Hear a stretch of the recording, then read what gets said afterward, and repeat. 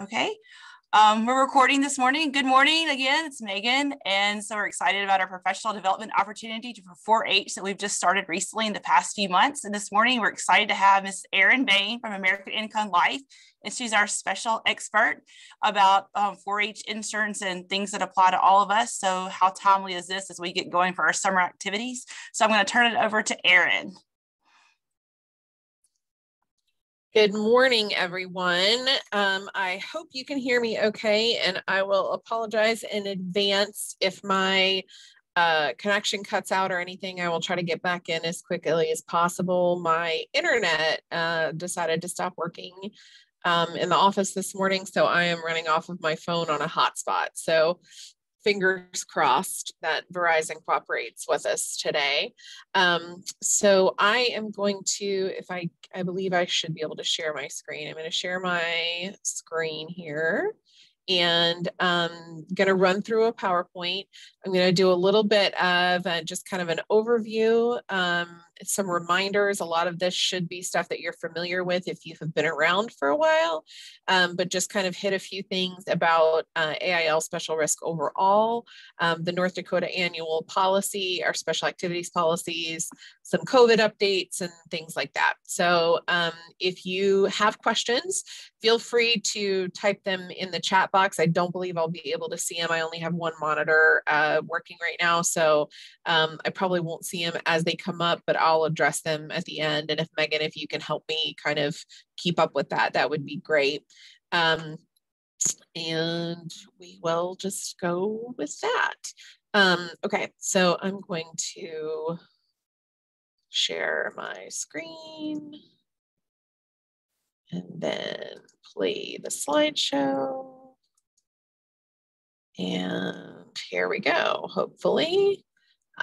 So somebody can give me a thumbs up, make sure that that's coming through okay. All right, great. All righty. So as Megan said, my name is Erin Bain. I am the director here at the AIL Special Risk Division. We started in 1952. Providing policies for 4-H and extension, and the annual policies that we work with for 4-H and extension overall have always been $1 per person for the entire year.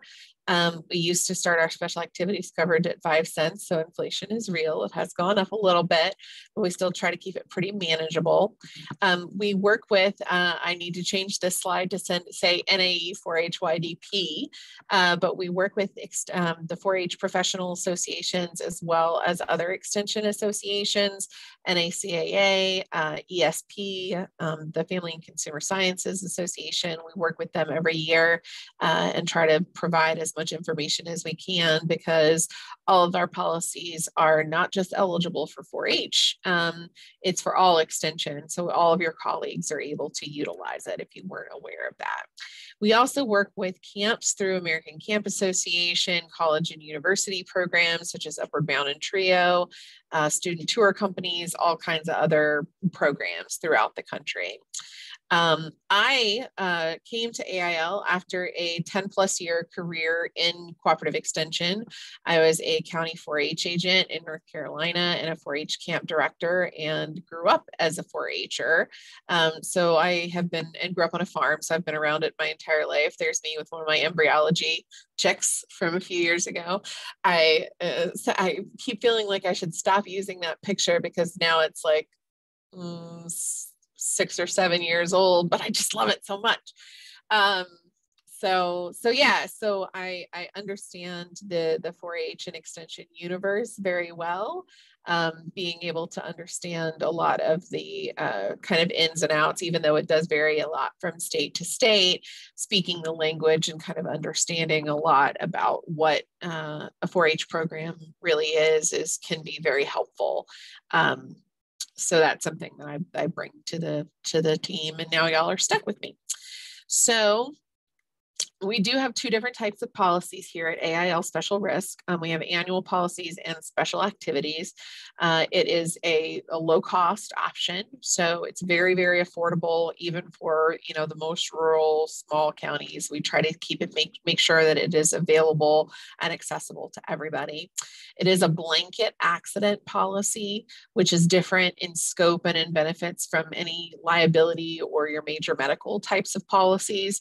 But what they are designed to do is take care of the typical accidents and injuries that you might have during a program and alleviate the burden of paying, medical bills out of pocket for the families, for the parents or guardians. We do have a small staff. We try to provide personal and excellent customer service. Currently, there are 3 of us. So when you call, you're going to get or email, you're going to get an actual human response pretty soon. We try to be very mindful of that. There's no network of providers, so you can go with whatever works for the family's personal insurance. If that is a consideration, you don't have to be worried about that with us. And it is a primary type of coverage. The policies are written in order to be primary, regardless of personal insurance. So if a family has personal insurance, most times our policies will come in after the fact to help pay for copays, deductibles, additional out-of-pocket expenses. But if there is no personal insurance, we're able to go in and pay first. Once we have all of the paperwork, because we are, again, a direct provider and small staff, we do everything here in-house. We try to keep our claims payment 10 to 14 business days once we have everything in hand. And ultimately, what we're here for is to provide reduced stress for you. We want our service to be something that is a benefit for you as an extension employee. The North Dakota annual policy, we start, I don't know why these are flying in the wrong order, but that's okay. So we started this a few years ago working with Brad, and it will provide coverage for all enrolled youth and volunteers. And the phrase that we use for annual policies is adult supervised group activities. So you'll see a little bit more about that. But really the crux of that is understanding that it's scheduled group programs and not something individual practice. Like a family, the 3 members of the Smith family who are members of the shooting sports club practicing archery in their backyard, or an individual youth working with their livestock project animal, any of those kind of things. It has to be a scheduled group activity. New youth who enroll after the policy is renewed each year are automatically covered until the policy renews.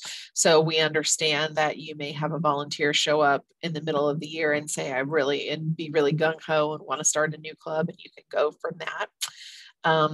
It does cover expenses for up to 52 weeks from the date of the accident. So that means if there's something like, for instance, a sprained ankle that may require, orthopedic care or physical therapy, those types of things, if it's ongoing and it can be, linked to that specific incident, then it's a possibility that we can pay up to the policy maximum. We can pay up to a year out from the accident. So that's something that can be really useful. Here are a few things, and this is consistent with all of our annual policies, but these are things to be aware of, things that are not covered under the annual policy. Eyeglass replacement and denture replacement are some of the ones that we actually see the most commonly, excuse me, that we may get a claim for but not be covered. We do have dental coverage, and which you'll see on another slide. We do have dental coverage, but it has to be injuries to sound natural teeth. So dentures would not be included with that. We also don't cover orthodontia. So if it's something that is related to their braces or anything like that. The big things to note on here would be illness is not covered under the annual policy. Downhill winter sports are not covered under the annual policy, and children under the age of 5 are the things that I like to highlight. And so when we say the age of 5, that's the minimum, clover bud age. So that's where we stick our our lower age limit. We don't have an upper age limit. So volunteers from, 19 to 99 are covered. That's fine, but we can't cover those youth under the age of 5. So make sure that you are aware if you have, a parent who's a leader who brings little brother and sister to meetings, they cannot be covered under that annual policy. And they also would not be covered under special events if you did another event. So do keep that in mind. Those are the big things to be aware of. Downhill winter sports and certain illnesses can be covered under the special activities policies. I'll go over that in a couple of minutes. So here's the overall table of benefits, just to give you an idea of what that looks like. We find that the $5,000 maximum is really sufficient for most of our injuries that we see. Of course, there are going to be things that may be higher than that. And we hope that we never have to do any of the claims for the loss of life and limbs. But we do see those occasionally. One thing to keep in mind is that our policies do cover direct travel to and from events. So usually when in the rare occasions that we do have death claims, more often than not, those are actually from vehicle accidents traveling back and forth. So that is something that we do cover if there is an incident with that. Okay, so some stuff about special activities coverage. So the annual policy for North Dakota will cover a lot of events, but there are a few things that you may want to consider special activities. A few examples. This is not exhaustive. This is just kind of to go over the general times. So anytime you have an overnight or travel events where you would want illness benefits to be included. Again, illness is excluded from the annual policy. So under the 25 and 30-cent premium options on special activities policies, you can cover illness. So let me back up a little bit. The special activities policies are 20, 25, or 30 cents per person per day with an $8 minimum. And in order to submit a request for that coverage, you do it online. If for those of you who haven't done it before, I'm sure your colleagues would hopefully be able to tell you it's very simple. It's an online form, takes about 5 minutes to complete, and you just submit that anytime in advance of your event that needs coverage. So COVID is included, and I'll talk a little bit more about COVID in a little bit, but COVID would be considered an illness. So if you have events that are coming up this summer that are, overnight, multiple events, and you wanted potentially coverage for COVID, you would have to think about doing special activities for that. Downhill winter sports can be covered under special activities. So anything downhill. And so people ask me, what is downhill? And it's a simple explanation, but cross-country skiing is okay under the annual policy, but downhill skiing, snowboarding, tubing, sledding, I think, ice skating is fine under the annual policy as well. Snowshoeing is also included. I guess in North Dakota, you might have some of those things, more than we have a little bit in Indiana at least, but we do have a couple mounts here. So downhill winter sports, programs that are open to non-4-Hers. So if you do day camps, if you do any of those kind of things that includes mixed participation or something, you may want to take out that special activities policy in order to make sure that you have some coverage for everyone that is participating. Make sure that you are aware that if you take out a special activities policy, you have to count and cover all participants, including 4-Hers. So if you have an event, like let's say a horse show, and you have, 25 4-Hers and 25 non-4-Hers, and your per person per day premium, you would still pay for 50 total people, or 50 total participants. The other thing to be aware of for special activities is that, and again, high-risk programs for volunteers, you may want to consider that. I'm not sure if I have it on a slide later or not. I'm blanking a little bit, but the main thing to be aware, one thing to be aware of for special activities coverage is you can cover everyone who is involved in the operation of the event, but you cannot cover spectators or members of the general public. So some examples that I really typically use for this. So back to the horse show example, you can cover your youth who are riding. You can cover judges, ringmasters, parents who are helping with unloading trailers and tack, those kind of things. But you could not cover, grandmother or siblings coming to sit in the audience. Another example would be something like a community fair, and your 4-Hers are operating a petting zoo or a pony ride or something like that. You can cover your 4-Hers are covered, but you would not be able to cover the people just kind of coming to visit the petting zoo or the pony rides. And in that situation, it's not considered a controlled environment. So if you're ever not sure about whether something is covered, it's always best to kind of reach out.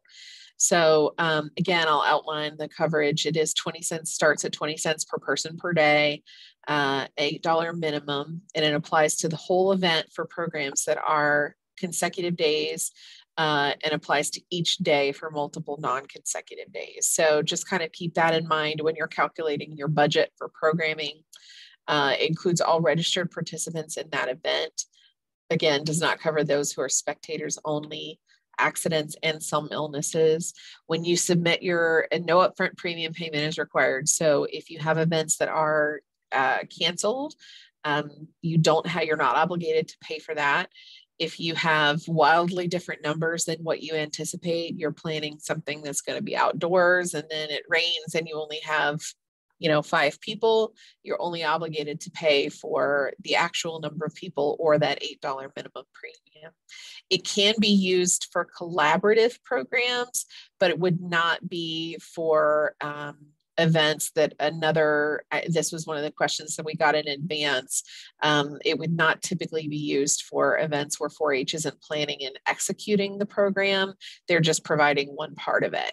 So for instance, if your Soil and Water Conservation Office is putting on a field day and you are going to be one of the booths there, but you're not doing any other planning or anything for it, advertising, et cetera, it would not be something that would be eligible for special activities coverage. If you work with them on the planning process, you help out, help set up the speakers, work with the schools to figure out the field trip forms, that kind of stuff. So again, that's not 100% black and white. We trust that you as extension professionals are going to use your best judgment on deciding that. But we would recommend that you only use this coverage for 4-H and extension events that you are planning and executing. Okay, this is just to give you an idea of what the benefits are for the special activities policies. As you can see, as the premium levels increase, the benefit levels increase as well. In most cases, when somebody asks me, okay, which premium level do you recommend? I tend to recommend that 30-cent option because it does have the highest benefits. And depending on the number of people that you have, a lot of times you're going to be at or close to that $8 minimum for smaller events anyway. Obviously you can look at it and calculate your budget for each individual event, but if you know that you're having a day camp and you're only going to have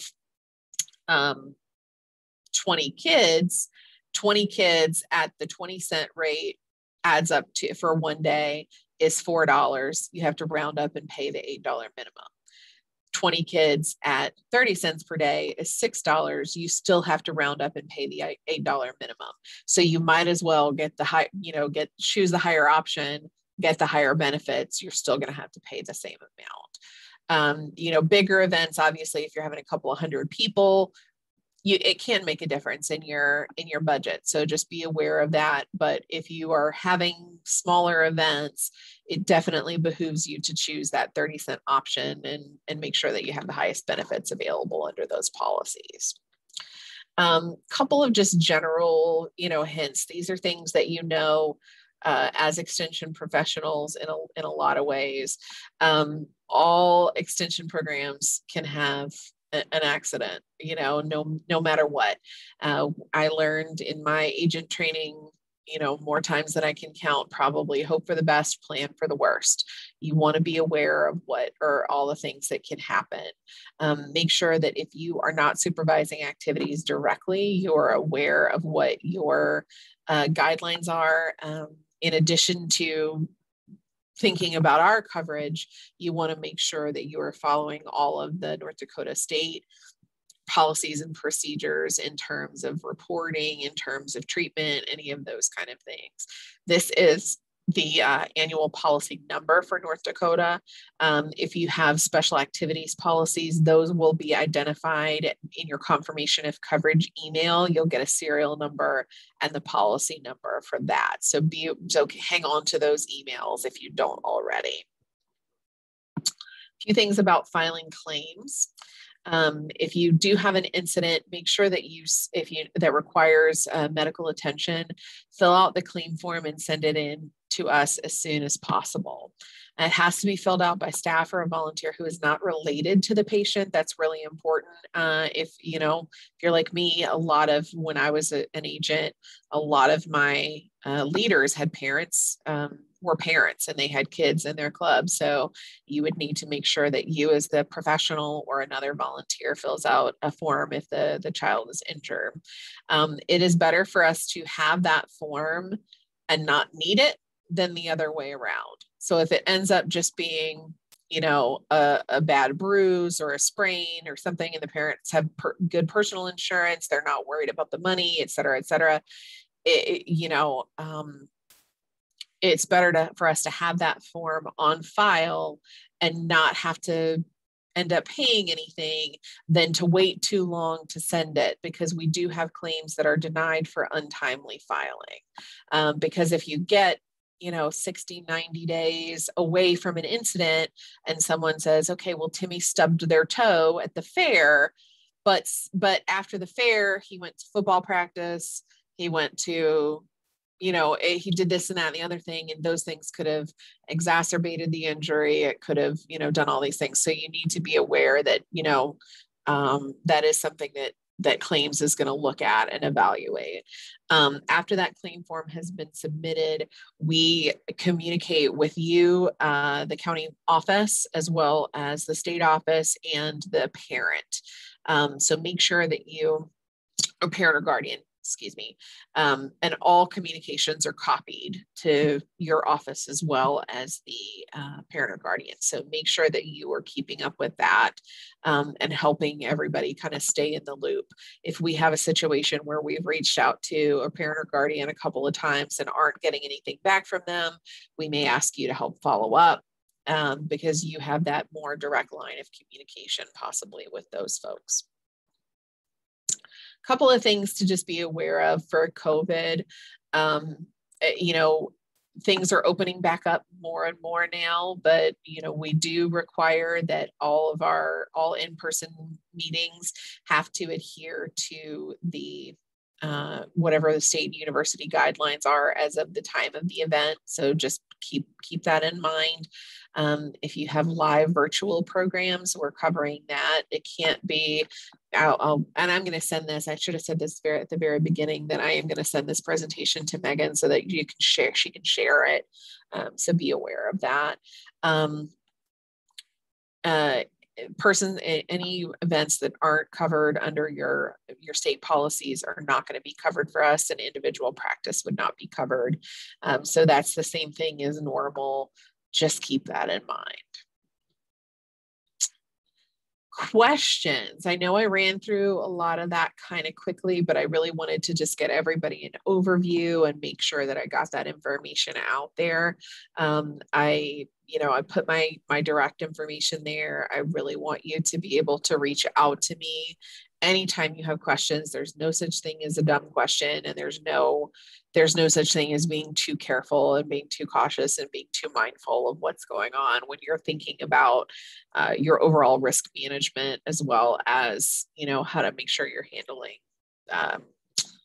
insurance correctly. So I'm going to get ready and stop.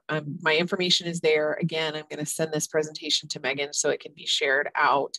I'm going to stop my screen share now and kind of go and be on the lookout for questions.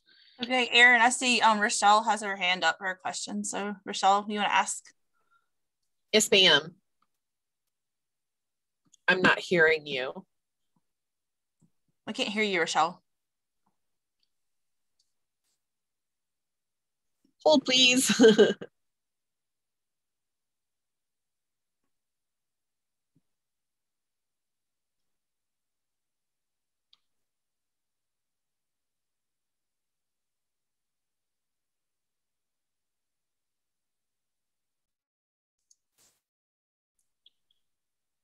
Type it in the chat later. Or can you hear me now? We can hear you, Michelle. Yep. Okay. Sorry. I was going through my speaker. I forgot to put my headset in. It doesn't work sometimes. I'm just curious how you interact with National 4-H Congress and Conference, because I was trying to think through. I had thought, like with the airfare piece, I was thinking our coverage managed that, but I guess apparently it doesn't. So can you talk a little bit about that? Because that's a national event that we do, or leadership experience that we send our youth to, and sometimes volunteers. So I'm thinking I need the special event coverage for them, or can you talk through how you work with those two entities? Mm-hmm. Yes, so we actually typically sponsor National Congress and work with Susan Smith and the planning team on that. And you would be covered if you're for traveling to and from those events. The only time you're not covered is like physically on the airplane. So if obviously worst case scenario, the airplane crashes, we would not have coverage for that. But up until you walk up the gate, down onto the plane, and then once you get off on the other side, you are covered if that event is a part of the 4-H experience. Now, it would be covered under the annual policy for accidents. If you wanted illness coverage, I do not think that conference or Congress takes out one big policy for special activities for those. So if you wanted the illness coverage, you may need to take that out for your participants for that, but they would be covered for accidents under the statewide annual policy. Okay, so maybe it is just the safest to do the 30 cents a day per individual, just to make sure we're covering those, because if they ended up getting COVID on the plane or something like that, I mean, yeah. And a couple of things that I didn't really highlight it, but with COVID, just to be aware of, we do cover COVID like any typical illness, but we have restrictions on our illness policies for pre-existing conditions, and the illness has to manifest itself during the event. So with the asymptomatic and incubation periods for COVID specifically, that can be very difficult. The only approved COVID claims that we had last year were for camp staff that were on site for several weeks, before and after their diagnosis. We would cover potentially like diagnostic testing to confirm if it's COVID. Like if you fly from, Bismarck and get to DC, and they show up the next day, they've got a fever and a cough and whatever else, we would cover the testing. But then it would be assumed that they actually had it before they arrived as a pre-existing condition. Same thing on the way back home. They could have got, if it's only a 5-day trip, there's an 8-day incubation period, it's a little sticky. So, this is not me saying don't get it if you're concerned about COVID, but just be aware that there are limitations to the illness coverage. Okay, thank you. I see a couple of questions in the chat. So Robin asked about special coverage for fairs and a horse clinic.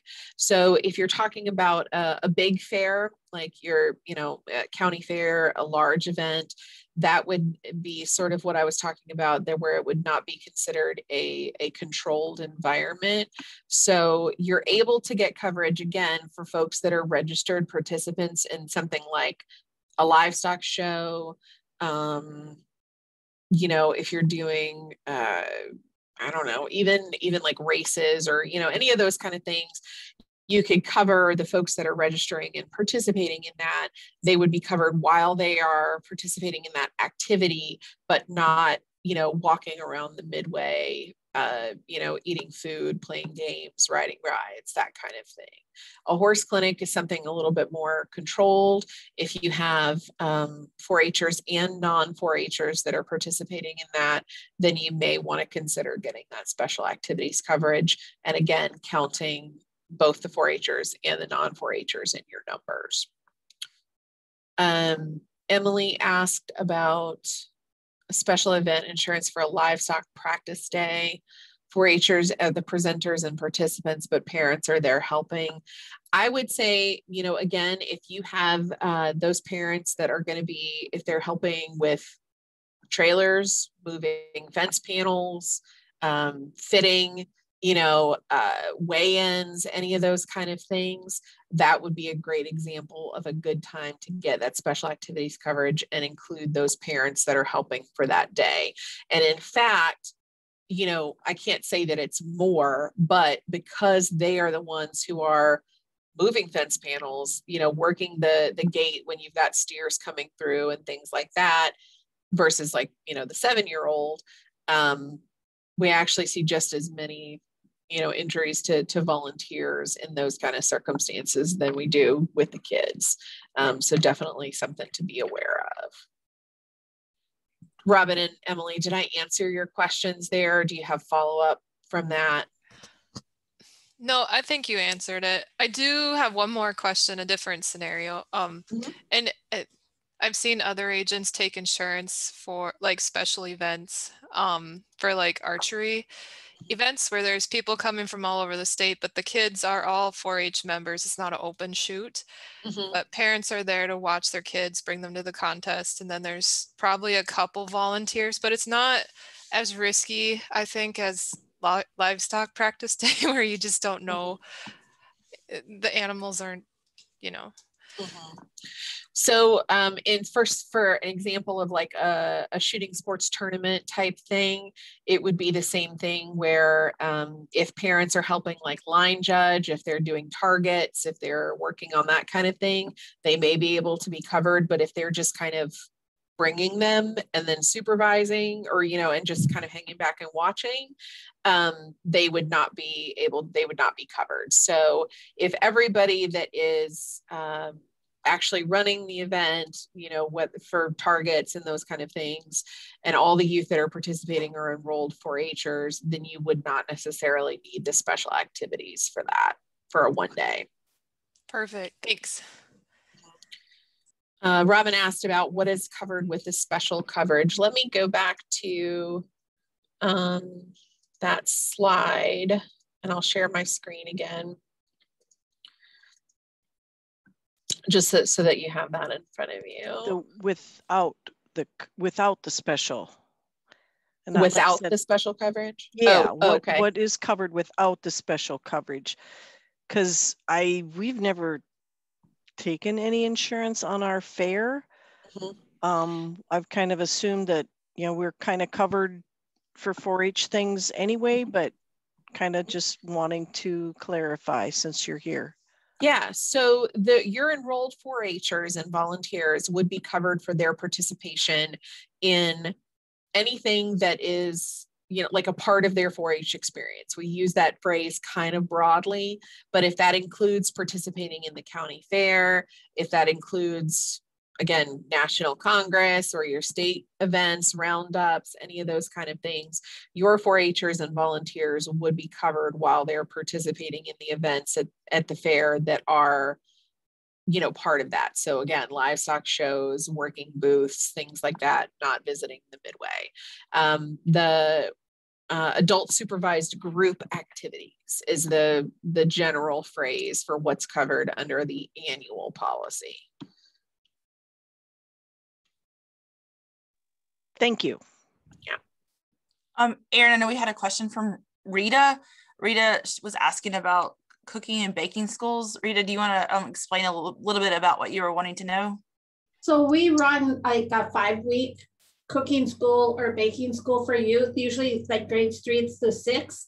And they're most likely not 4-Hers. Okay. We haven't been carrying any insurance on them. Is that one of those events where we should be doing the special events insurance? Sorry, go ahead. No, I just run it. I don't run it through like the 4-H program. I just run it because through extension. I mean, it's certainly up to you to determine if that's something that you feel like it would be necessary. That would be an example where if it's it's like once a week for 5 weeks, or? Well, we run it different. Some of them run it once 5 days in a row for 1 week. Okay. Some of us run it once a week for 5 weeks. So we all run it different. Okay. But they're using knives, they're cooking, they're baking, they're using stoves, Yeah, my boyfriend and I both have, in the last year, cut ourselves with cooking with a mandolin. He hides the mandolin now. He doesn't like to even see it. Yeah, absolutely. So, same thing with, open flames, if you've got a gas stove, any of those kind of things. I mean, I think it's up to you to determine if you think that that's necessary, but I always recommend it if it's in your budget, if it's something that you can do. It is a super, super easy form to fill, easy thing to fill out the form online. If you've never done that before, it really is, it seems too easy. I think, sometimes people are like, wait, that's it. That's really all you have to do. And it is, it's just, I will kind of, I'll share my screen. I'll show that to you. So it's this is it. It's an activity report form. You use the drop-down box and select 4-H and extension. And again, it is eligible for any extension program. If it's through FCS, if it's through your ag agent, any of those kind of things, you can put it in and you fill out the contact information at the top and the activity description at the bottom and submit it. And you get an email confirmation, one email confirmation pretty much immediately with a copy of what you submitted. And then once it's been reviewed and processed, you'll get another email with a confirmation of coverage. So it's almost deceptively simple to get that coverage. I had to file a claim with you previously before I moved to this job because I had a kid bit by a pig at the fair. And at the same week, I had a kid stepped on by a cow. It's like, that's, in 34 years, I've only had to do 2 reports, but it was all the same year. And I thought you guys are going to like, oh, really? What are we all doing out there? And the report was really easy and the coverage was really good. So, yeah, we certainly try. And like I said, I mean, I have kind of been there, done that, collected the t-shirts. There's my 4-H t-shirt quilt from things going back to when I was 12 something. So any other questions? I like when I don't get a whole lot of questions, I'm not sure if that means that I covered everything pretty well or people are overwhelmed and scared to ask. So feel free if you've got questions while you've got me.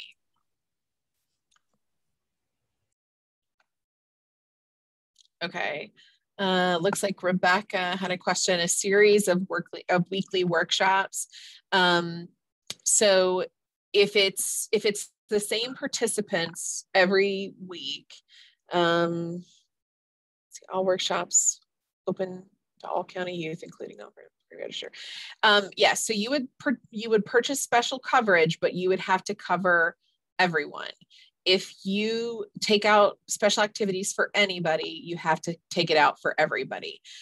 All of our coverages are blanket policies. We don't ask for names. So in a really extreme example, if you had like a livestock show and you had 200 participants, 100 of them are 4-Hers and 100 are non-4-Hers, and you have a tornado hit the building, it would be nearly impossible for us to sort out who of those people should be covered under annual and who should be under special activities.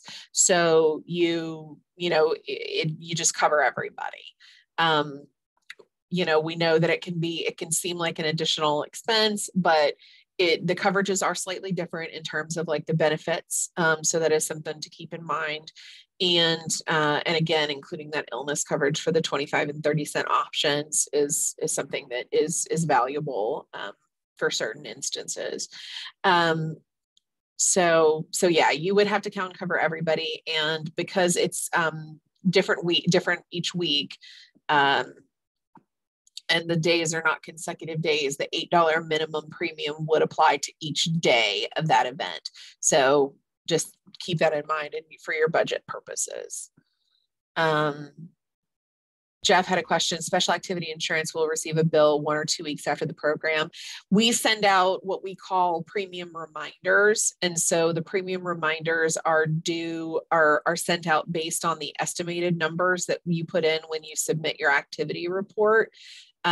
If your actual numbers are greater, we ask that you correct that and send in your actual numbers. Same thing if it's less. If you estimate 50 and have 20 or vice versa, you just pay for the actual number or the minimum premium. Does that clear that up, Jeff?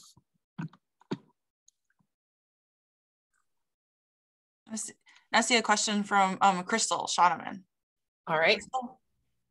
Hi, going back to your barn example, you have 100 4-H kids, you have 100 other fair kids participating at the livestock show.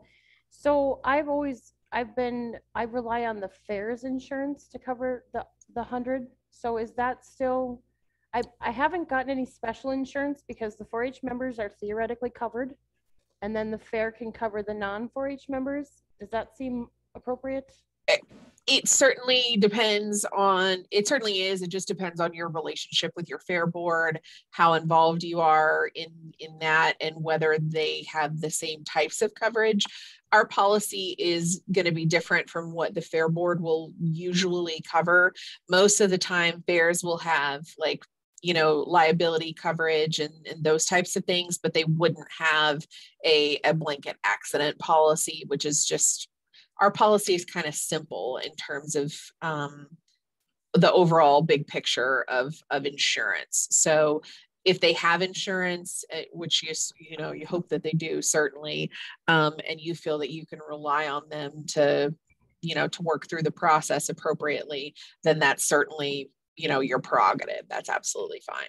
Okay, but the blanket insurance that every 4-H member gets when they sign up, that includes the liability, like their property, like the tornado example, for example? No, it is a blanket accident policy only. It doesn't include anything for property or property damage, or it's regardless of liability. So even if let's say a 4-H volunteer was driving kids and had an accident and it was deemed to be their fault, we still would potentially pay a claim on it if there was an injury, but it's just not the same as the liability and property policies.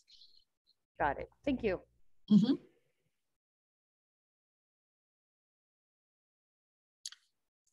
Anybody else? I do. I'm sorry. I gotta head out to a meeting, but the park board in our town has asked if I would do my program that I have done with them in the past, but we'll use NDSU's branding and NDSU's material. So when they put it up, do I cover the insurance for those kids, or do they, the park board? That would be, yeah.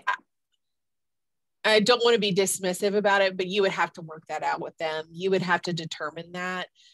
If it's something that if you're branding it, if you are providing all of the programming and supervision, it seems like it would be a 4-H program. But if they're handling all the advertising, you would have to discuss that with them and kind of determine what makes the most sense. If they don't have a policy like this available, then certainly, you could say, well, we have this policy and you could use it for that if you're doing all of it, just maybe at their facility or something. But that I wouldn't be able to definitively answer that. Okay, thank you very much. Erin, can I ask one more? So our 4-H volunteers are covered, and we do in November, we do 4-H volunteer training across the state. And that is kind of an expectation each year that we encourage them to come to that. And so that's part of their 4-H volunteer expectations. And we're not doing anything listed, like you said, downhill snow sports or anything like that. So are those events and activities still covered, or should we be doing a special event? And we rotate those around where they are, but they are kind of part of their 4-H volunteer expectations. Yeah, that would be fine. Same thing if they went to like the National Volunteer Conference or, you know, at Rock Eagle or something like that. Yeah, that would be covered. That would be covered. Okay, great. Yep. Thank Again, you. not on the plane, but. Right. So that's, I do need to, because we do send 4-H volunteer chaperones to some of those events like Congress and Conference. I will need to make sure again to do the plane piece now. So thanks for that clarification.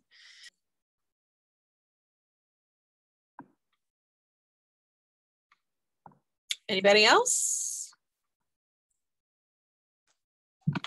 Any more questions out there? These are some good questions. I appreciate everybody asking, and I'm getting those out there for Erin to answer for us. And again, after she sends me the presentation, I can send that out with the recording as well. So we can do that this week.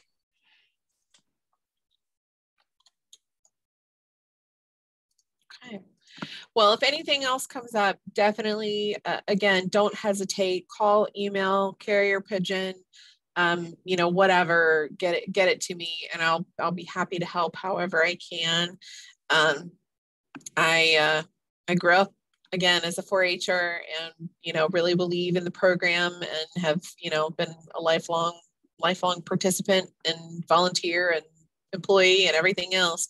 And I, you know, it's nice now. I get to still work with 4-H educators and volunteers all over the country, but I never have to drive a 15-passenger van or sleep in a twin bed at camp. So, except when I go to Rock Eagle. but yeah, anything that I can do to help, always ask, and I'll always try to get back to you and get you whatever information you need as quickly as possible. Thank you so much, Erin, for doing this for us. It was great. You're welcome. Thank you. I really appreciate it. Yeah. All right. Thanks, y'all. Have a great day. Thank you, everybody, for joining us.